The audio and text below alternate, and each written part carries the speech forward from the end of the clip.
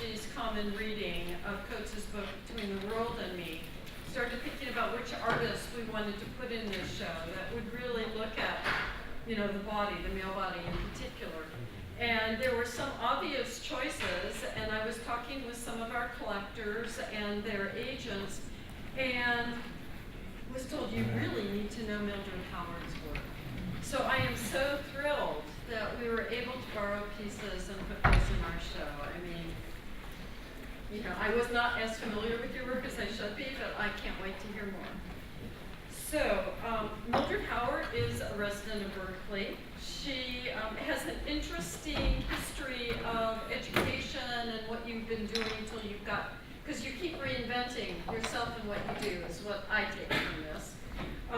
Received an Associate of Arts degree and a certificate in Fashion Arts from the College of Alameda in 1977, and an MFA in 1985 in Textile Arts, I think, from John F. Kennedy University. She began her artistic life as a dancer. This is from Wikipedia, so if it's not true, you'll have to change that. And turned to installation and mixed media collage. She is the recipient of 2 Rockefeller Fellowships, a Joan Mitchell Award, an NEA Fellowship in Sculpture, and more. And like Gay, I think I mentioned upstairs, she's represented by England Gilbert Gallery in New York. Her work has been shown in art galleries all across the United States and internationally in Berlin, Cairo, London, Paris, Venice, and art institutions closer to home, the Oakland Museum, the Dion Museum, SF MoMA, San Jose Museum of Art, and the Museum of the African Diaspora. I'm just touching on it. You can Google, look up, learn more about Mildred, but we won't waste more time because we want to hear what you have to say and show us. So thank you so much for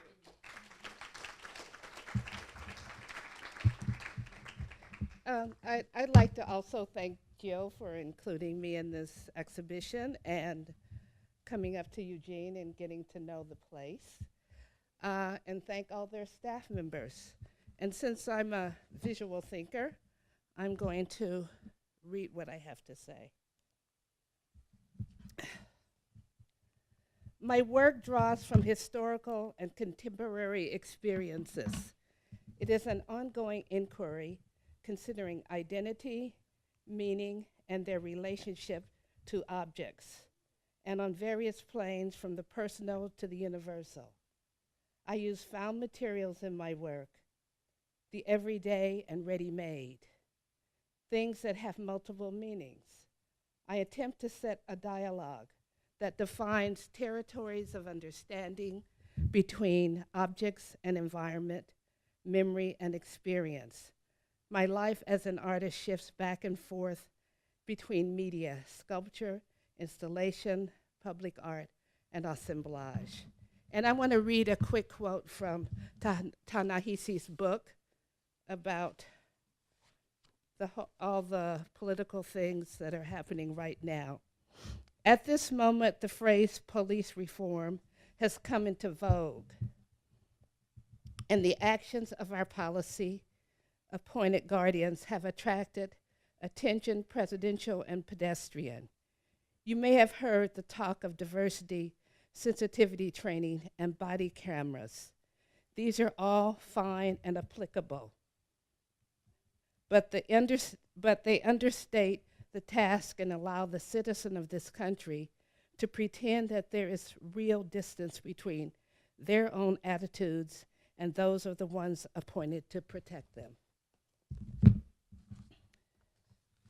And another quote I'd like to read is from Rebecca Solnit. Rebecca Solnit lives in the San Francisco Bay Area, and she's an author and writer, and specifically as it relates to social commentary. It is important to say that what hope is not, it is not the belief that everything was, is, or will be fine. The evidence is all around us of tremendous suffering and tremendous destruction. The hope I'm interested in is about broad perspectives with specific possibilities one that invite or demand that we act. It is also not a sunny everything is getting better narrative, though it may be a center to everything getting better. Worse narrative, you will call it an account of complexities and uncertainties with openings and closings. Hope doesn't mean defining realities. It means facing them and addressing them by remembering what else the 21st century has brought us, including the movements, heroes, and shifts in consciousness that address these things now. So what I showed you are things that my work is really influenced by what is happening, how things impact me and him impact all of us who share this world together. And so for the last 40 years, I have, as I said, I've switched back and forth between media. This is a piece that I did in 1989 as a result of receiving the Adeline Ken Award at the San Francisco Art Institute. And the piece had been milling around in my head for ages, and I wasn't able to respond to it when school children were shot down because they wanted to learn English as opposed to Afrikaans. And then we have today, the first time Kaepernick did not stand up, it was just, the news was all over. He is a San Francisco 49er, and you've probably seen him. But now he's on the cover of Time magazine. So you see how one's attitude can shift by one person making a statement. So I love this statement by Toni Morrison. There's no such thing as race. Race is a construct, a social construct, and it has its benefits. Money can be made off of it. People who don't like themselves can feel better because of it. It can describe certain kinds of behavior that are wrong or misleading. So racism has no function, but race can only be defined as a human being. The history of the United States and the few missing parts is part of a body of work that I've been working on for years. And this piece really happened by happenstance. I was working on another piece and decided to drill holes in a book to make a stack maybe 20 feet high. And when I opened the page, one page talked about those coming into Ellis Island, and the other one talked about Toussaint Overture and Native Americans and the battle that was going on at the time between those. But I feel that that's so relevant into today's world because many of us in this room often wondered why history doesn't really talk about us. So here it is. Give me your tired, your poor, your huddled masses yearning to breathe free, the wretched refuse of your teeming shore. Send these, the homeless, tempest-tossed to me. I lift my lamp beside the golden door. I mean, it's a beautiful, beautiful verse, but all of us didn't come that way. And in 1994, I was invited to have a show at the Oakland Museum. And initially, I wasn't going to do it, and they said, well, you can do whatever you want. So I decided to do rooms that pertain to 3 different decades of my life, and this was one. I mean, the Black Panther Party started in Oakland, California, which is the city that neighbors Berkeley. And one of the great things about their program was the free breakfast program. And now all over the country that's available. We hope that it will stay that way. And Crossings is a piece that began at the Berkeley Art Center and then moved to several places throughout the country, and then eventually to Bath, England, and to Cairo. And it really addresses the Middle Passage, where 15 million Africans said 15 million died through the Middle Passage. So it's about the fragility of life and the substance of life. And my works on paper. And I think the last pieces will deal with just the works on paper. Okay. These images are from a series of work called, that I did at Sharks Inc. in Colorado. Sharks Inc. is a fine arts press, and they invite artists there to do prints. And so you have not only master printers, but all their assistants to work with. And I had inherited of 2 volumes of books called Our Island People. They were from 1898. And I decided to take them apart. They had been, imagine taking an 1898 book apart. But I decided to use them because they had been around our family for years. And then I juxtaposed the images onto these, because when you look at the world, you don't think about it in terms of borders. So it's questioning that whole notion of borders and what that means and how you feel about it. On one side, you have this woman with the mask over her face, and then the other with that's taken place in Cuba, and Obama's speech on Cuba.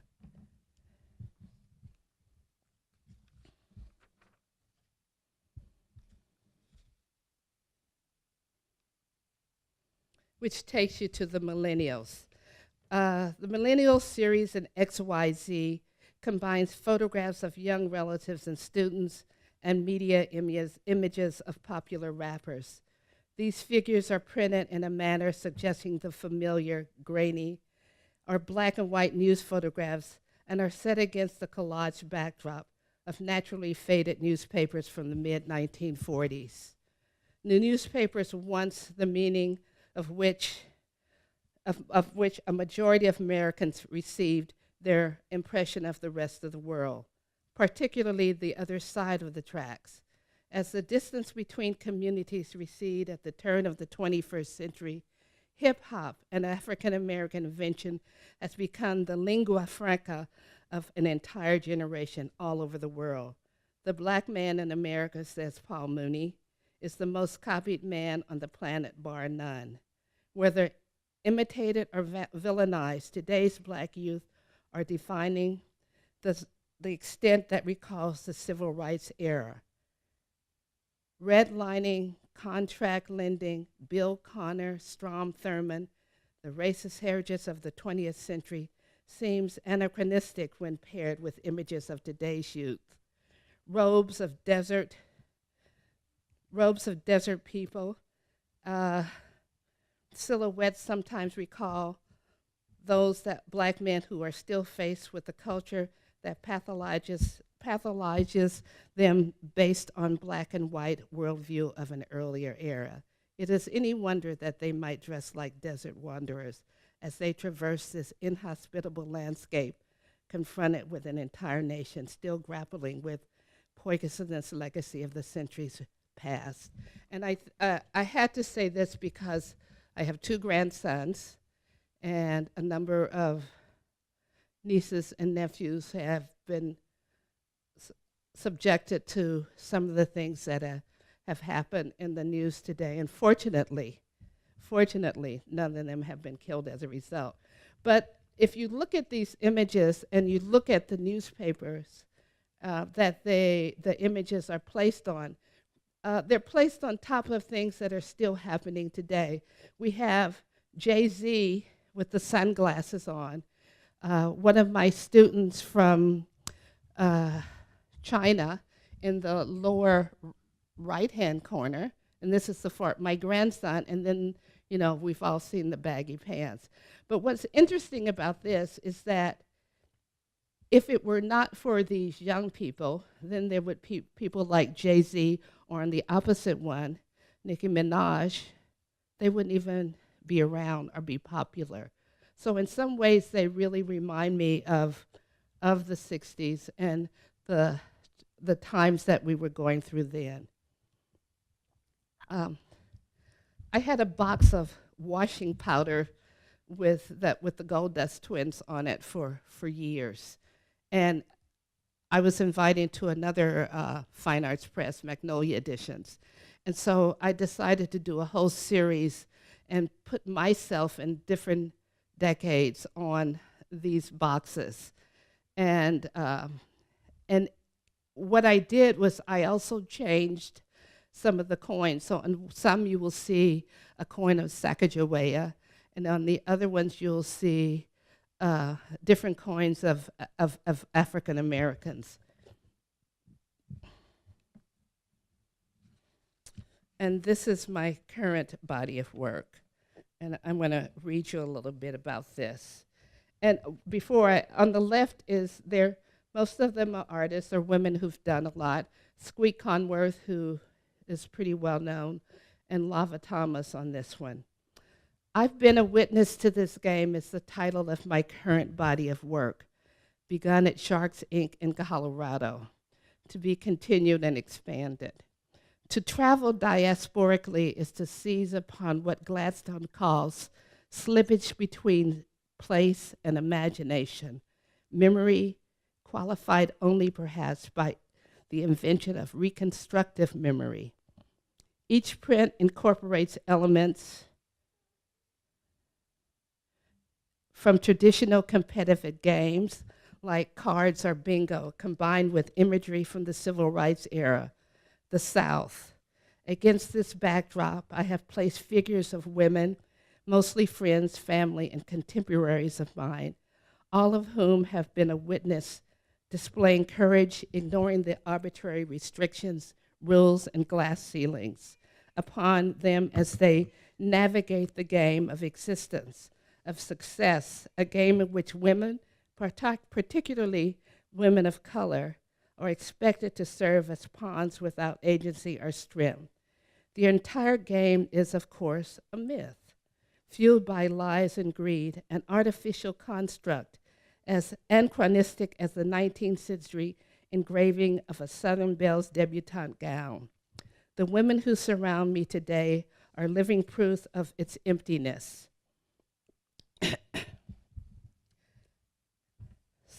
To contribute to the swagger and nerve they exhibit as they slip past the boundaries of an ignorant system. We are all diminished by this game. But as even it constricts our right to serve, our very right to breathe, these women bravely continue to sing out their stories and the game they must play to serve as both biography and metaphor, speaking to a larger story of what it means to make a life for oneself and to find some sense of pride of American identity in a nation still grappling with poisonous legacy of the past century's prejudices and mistakes. It is probably no coincidence that I now find myself making my most politically engaged work on the eve of a national election in which this legacy of prejudice looms as a very real and present threat. It is crucial that these stories be told today, that we confront our history and our present with eyes open to both its tragedy and its beauty. And so I want to close by reading a poem.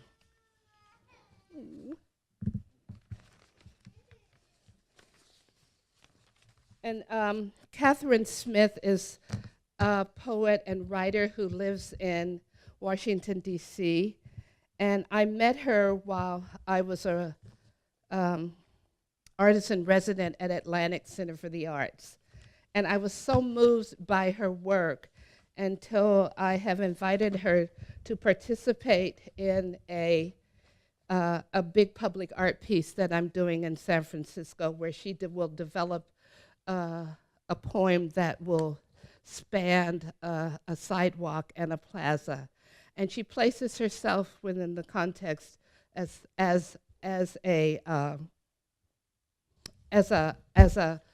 if she were the artist. So she's speaking as if she were Edgar Degas.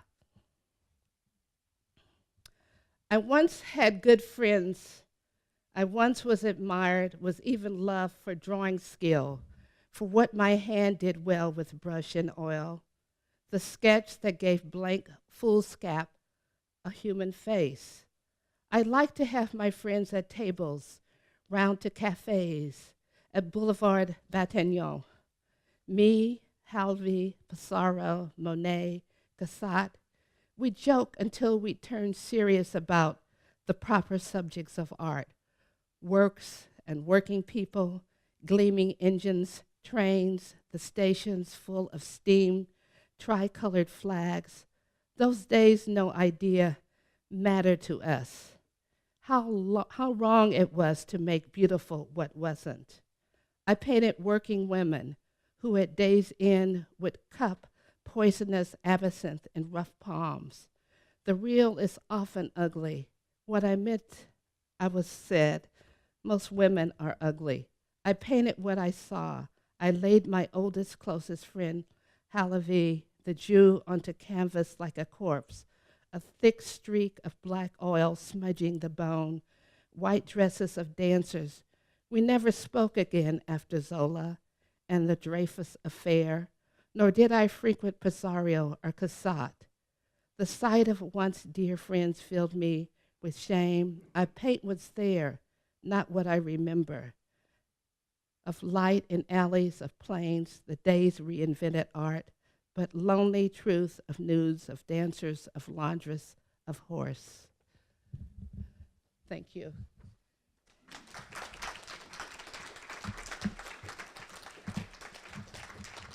So if you have some questions.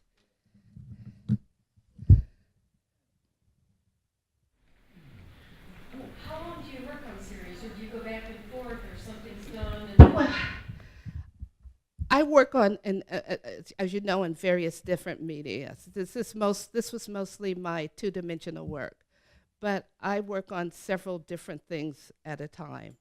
So in fact, while I've been here, I've been dealing with the business aspects of a big public art project that I'm working on now. So it's two, I'm working on two. Yerba Buena Plaza, if you're familiar with San Francisco, has now become sort of an art hub for museums in the area, large museums. And Stevenson Street leads to the back of the Jewish Museum and to the Four Seasons Hotel, the one that's shrinking or sinking. And so I'm doing that street over, and then another street that spans two cities. When you say you're doing the street over, I'm doing the all street? the whole street. Well, not the whole street, but I'm doing all the art. They call it art enhancement now. That changes. So I'm doing the lighting, the bollards, the pavement, the seating, those kinds of things. Yeah. It is a work in progress. Well, if you want to sit in meetings, because you're welcome to come. But this is something that the components are fabricated. For example, I'm doing the lighting. The lighting, they're 25 feet. So the drawings would be done of the lighting, and it goes on like that. Yeah. Yes. That album that you're talking about in the 19th century, the Islands. Oh, Island People, Blue Mountain on, Island People on Blue Mountain. Blue Mountain is the place where I worked in Colorado, in Lyons, Colorado. They call it Blue Mountain. The full title is Our Islands and Their People. Yes, exactly. I had volume 1 and 2. There's volumes as well, and it just seems mesmerizing. Weren't you? Well, it talks about how the United States and I think other countries were colonizing all of these islands in the Caribbean and in the South Pacific. Right. Yes. But that collage work is, I love the collage work, hold on there, but I would love to see that anonymously or your name again, but out of the streets and posters and things. Do you ever take that work and put it out there? Well, maybe 20 years ago, I did a series called that was all down Market Street. Market Street is one of the longest streets in San Francisco. So a similar series like that spanned Market Street, but I'm open if you know a place.